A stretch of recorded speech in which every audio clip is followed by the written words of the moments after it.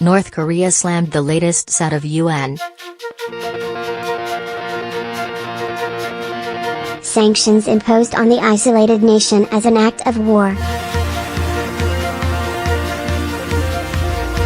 The measures were taken earlier in the week in reaction to the country's repeated intercontinental ballistic missile, ICBM, tests.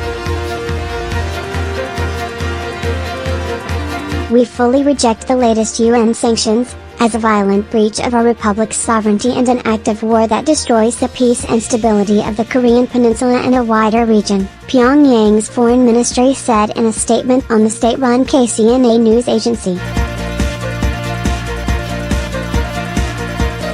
The United States, completely terrified at our accomplishment of the great historic cause of completing the state nuclear force, is getting more and more frenzied in the moves to impose the harshest ever sanctions and pressure on our country, the ministry statement added.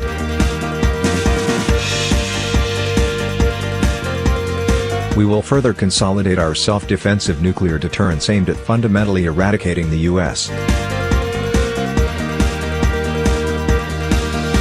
nuclear threats, blackmail and hostile moves by establishing the practical balance of force with the U.S.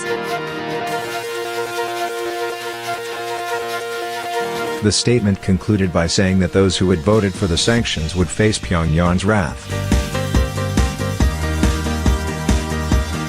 Those countries that raise their hands in favor of the sanctions resolution shall be held completely responsible for all the consequences to be caused by the resolution, and we will make sure forever and ever that they pay heavy price for what they have done, the statement said.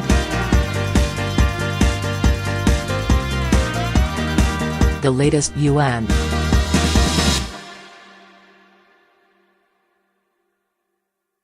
resolution limits 90% of petroleum exports to North Korea and demands that North Koreans working for Kim Jong-un's regime abroad return home.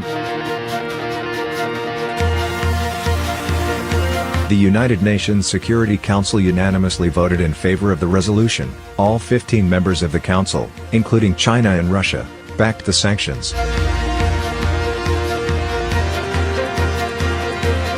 A total of 16 North Korean officials, mostly in the banking sector, were added to the sanctions blacklist along with the ministry that manages the logistics of its armed forces. But the resolution fell short of taking even tougher measures sought by the U.S., such as the blacklisting of ships from other nations carrying banned cargo to North Korea or the freezing of international assets held by the Pyongyang government. The last sanctions against North Korea had been adopted in September, leading North Korea to call for an end to the brutal measures that it termed genocide.